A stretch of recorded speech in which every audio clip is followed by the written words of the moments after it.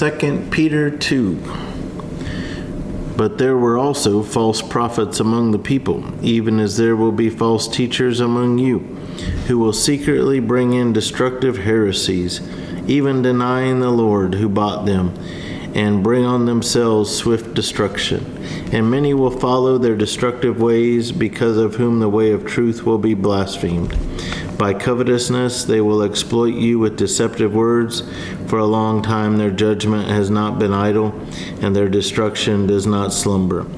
For if God did not spare the angels who sinned, but cast them down to hell and delivered them into chains of darkness to be reserved for judgment, and did not spare the ancient world, but saved Noah, one of 8 people, a preacher of righteousness, bringing in the flood on the world of the ungodly, and turning the cities of Sodom and Gomorrah into ashes, condemned them to destruction, making them an example to those who afterward would live ungodly, and delivered righteous Lot, who was oppressed by the filthy conduct of the wicked. For that righteous man dwelling among them tormented his righteous soul from day to day by seeing and hearing their lawless deeds. Then the Lord knows how to deliver the godly out of temptations, and to reserve the unjust under punishment for the day of judgment, and especially those who walk according to the flesh in the lust of uncleanness and despise authority. They are presumptuous, self-willed. They are not afraid to speak evil of dignitaries, whereas angels who are greater in power and might do not bring a reviling accusation against them before the Lord. But these, like natural brute beasts made to be caught and destroyed, speak evil of the things they do not understand, and will utterly perish in their own corruption, and will receive the wages of unrighteousness, as those who count it pleasure to carouse in the daytime.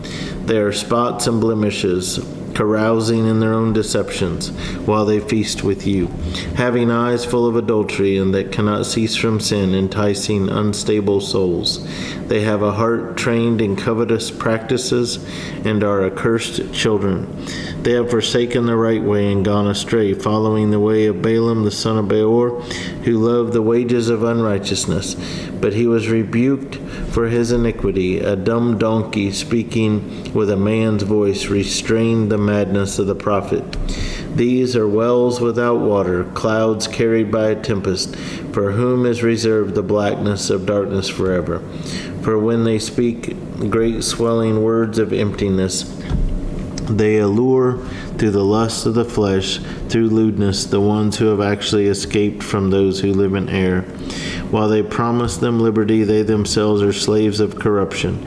For by whom a person is overcome, by him also he is brought into bondage. For if, after they have escaped the pollutions of the world through the knowledge of the Lord and Savior Jesus Christ, they are again entangled in them and overcome, the latter end is worse for them than the beginning.